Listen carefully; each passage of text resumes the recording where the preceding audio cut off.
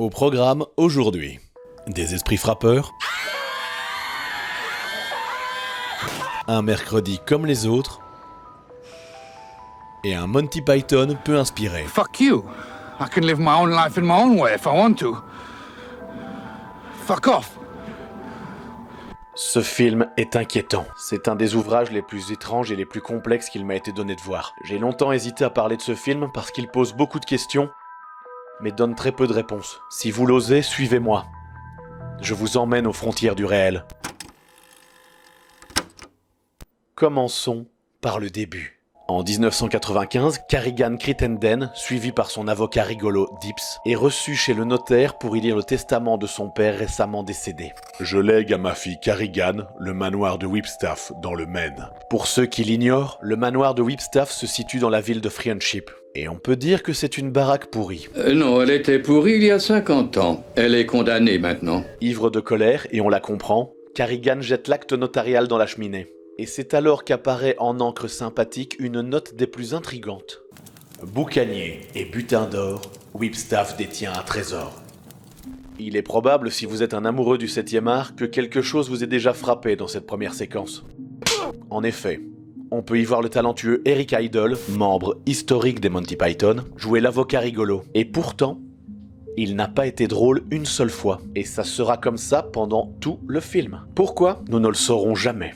En visitant le manoir, ils réalisent très vite que celui-ci est hanté. Ils feront venir un exorciste, le père Guido Sarducci, mais celui-ci en sortira tout retourné. Ils demanderont ensuite l'aide d'un expert en paranormal, le docteur Ray Stantz, qui lui se contentera de faire une référence obscure à un tube de Ray Parker Jr. Qui c'est qu'on appelle ? Désespérés, ils décideront alors de faire abattre le manoir. Hélas, les fantômes terroriseront tous les ouvriers du bâtiment. Que faire quand tout semble être contre vous ? La réponse sera soufflée à Carrigan le soir même dans sa chambre d'hôtel. En effet, son téléviseur va s'allumer mystérieusement tout seul et diffusera la célèbre émission Hardcopy. Carrigan y découvrira un reportage sur un parapsychologue nommé James Harvey. Vous pouvez les appeler fantômes si vous voulez, ou, comme je le préfère, les non-vivants. Mais il n'en est pas moins vrai qu'ils ont aussi besoin d'aide parfois, tout comme nous autres. À la suite de la mort inattendue de sa femme Amelia, le docteur Harvey a abandonné la psychiatrie conventionnelle. À présent, avec sa fille solitaire, Cat, diminutif de Cathy, mais qui veut également dire petit chat, le docteur va maintenant de ville en ville. Et pas pour apprendre le pas, non, il recherche des esprits paranoïaques, des spectres épouvantés et des morts déprimés. Et notre bon docteur a une théorie très intéressante. Les non-vivants nous hantent, c'est bien connu. Ma question est, mais eux, qu'est-ce qui les hante ? C'est un manque de finalité. Les fantômes n'ont pas fini leur tâche sur Terre. Ils laissent quelque chose d'inachevé. Et c'est mon travail que de découvrir ce que c'est. Carrigan engage de suite le parapsychologue. Dès le lendemain, sa fille et lui s'installeront dans le manoir. Mais leur première nuit ne sera pas de tout repos. Et c'est là que les choses vont devenir vraiment inquiétantes. Si vous êtes sensible, je ne peux que vous inviter à quitter la vidéo dès maintenant. Tout d'abord, Kat va apercevoir le fantôme d'un petit garçon. Un spectre légèrement transparent, avec une tête d'ampoule. Il lui dira, je cite, « Salut ». Il apparaîtra ensuite au docteur Harvey et il lui dira « Ravi de vous connaître, monsieur ». C'est terrifiant.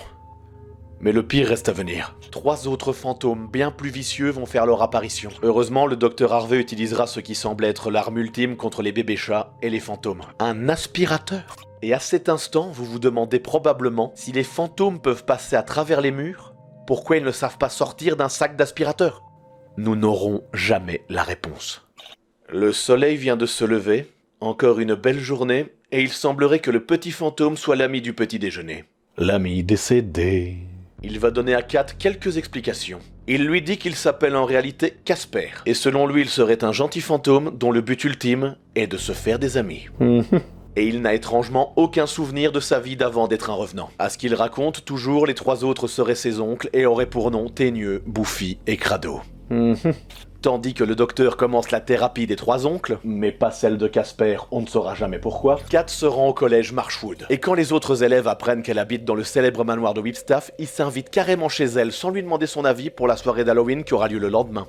À ce stade, vous vous demandez sûrement, comme elle sait pertinemment que la maison est hantée, pourquoi ne pas leur dire que c'est une mauvaise idée ?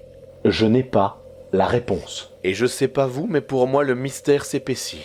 Quand il apprend qu'un jeune homme a pour projet d'être le cavalier de Kat à la soirée d'Halloween, Casper sort le grand jeu. Il se transforme en contrefaçon de Superman et il lui dit « Viens avec moi si tu veux vivre. » Oui, je sais. Tous les amoureux du 7e art sont sous le choc. Pourquoi se déguiser en Superman pour citer une réplique de Terminator? Viens avec moi si tu veux vivre. Encore une fois, je n'ai pas les réponses. Et ça me rend dingue!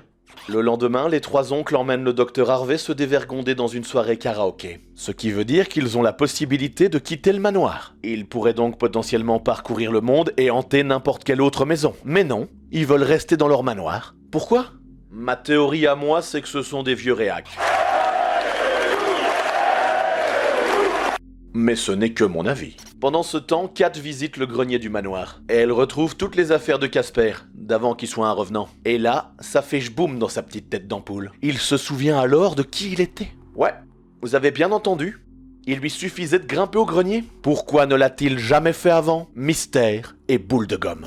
Il est en réalité Casper McFadden, décédé d'une pneumonie aiguë après avoir fait de la luge trop longtemps. Il serait devenu un fantôme pour tenir compagnie à son père. Celui-ci sera déclaré fou après avoir construit une machine qui, selon lui, pourrait ramener les morts à la vie. Le Lazare. Et cette machine secrète se trouve à la cave. Une cave cachée dont tout le monde ignore l'existence. Même s'il y a des fenêtres au mur de cette cave. Ce qui veut dire qu'en fait, il aurait suffi de regarder par une des fenêtres pour trouver cette cave. Pourquoi personne ne l'a jamais fait? Dans cette cave, on trouve une machine digne du docteur Frankenstein, un coffre-fort, gardez bien ça dans un coin de la tête, et une bouteille du liquide qui pourrait ramener les morts à la vie. Et comme par hasard, il n'en reste que pour une seule personne. Retenez bien ce détail.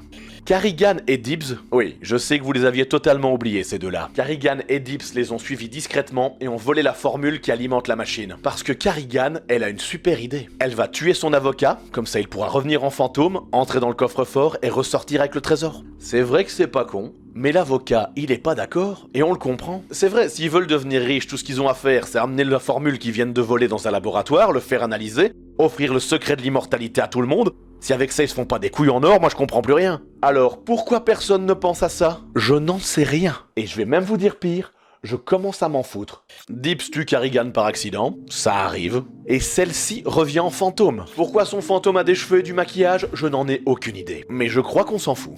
Elle rentre dans le coffre-fort et ressort avec un plus petit coffre, du genre coffre de pirate. Gardez bien ce détail dans un coin de la tête. Et là, Casper, il a une idée de génie. Il demande à Carrigan quelle est son œuvre inachevée. Elle lui répond que comme elle a trouvé le trésor, elle en a plus. Sa vie est parfaite. Le seul problème, c'est qu'elle est morte. Et elle a à peine dit ça que elle passe dans l'au-delà. Et c'en est fini de Carrigan.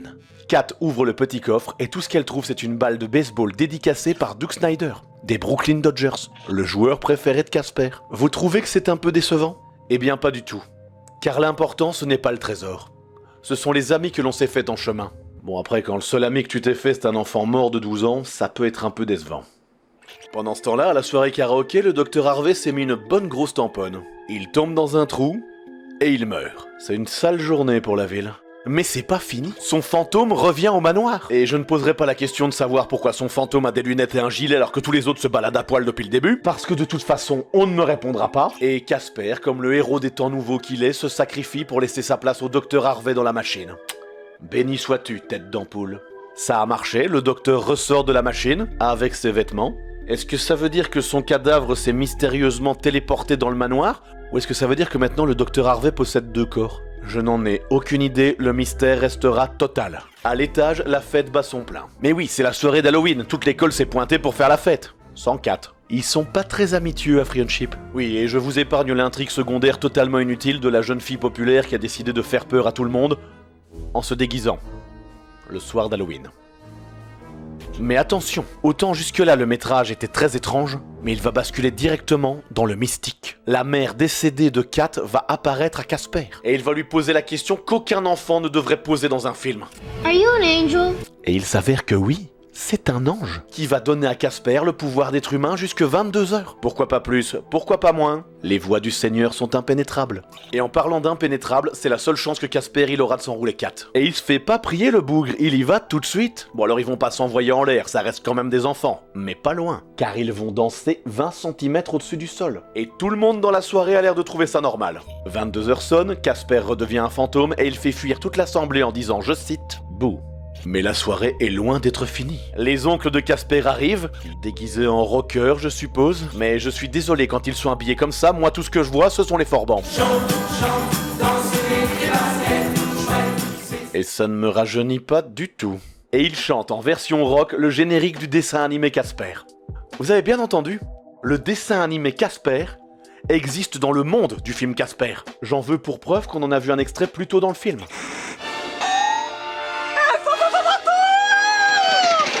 Comment c'est possible? Je n'en sais rien. Et c'est ainsi que se termine le film, me laissant avec un paquet de questions qui vont m'empêcher de dormir pendant des semaines. Pourquoi les fantômes n'ont que 4 doigts? Ça voudrait dire que mon petit doigt n'a pas d'âme? Et c'était quoi l'œuvre inachevée de Casper? Et si Casper c'est réellement son prénom, ça veut dire que les 3 autres s'appellent vraiment Teigneux, Crado et Bouffi? J'exige de comprendre! Casper, c'était pas banal. Merci d'avoir regardé, j'espère que cette vidéo vous aura plu. N'oubliez pas de partager, laisser des commentaires, et je vous quitte avec cette superbe blague. Ces 3 éléphants dans un ascenseur. Le premier dit aux autres, « Hé les gars, on s'est... »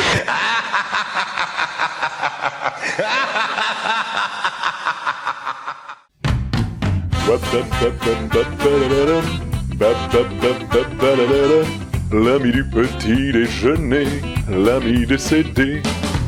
Il vient toujours au bon moment, il est visqueux mais transparent. L'ami du petit déjeuner, l'ami décédé.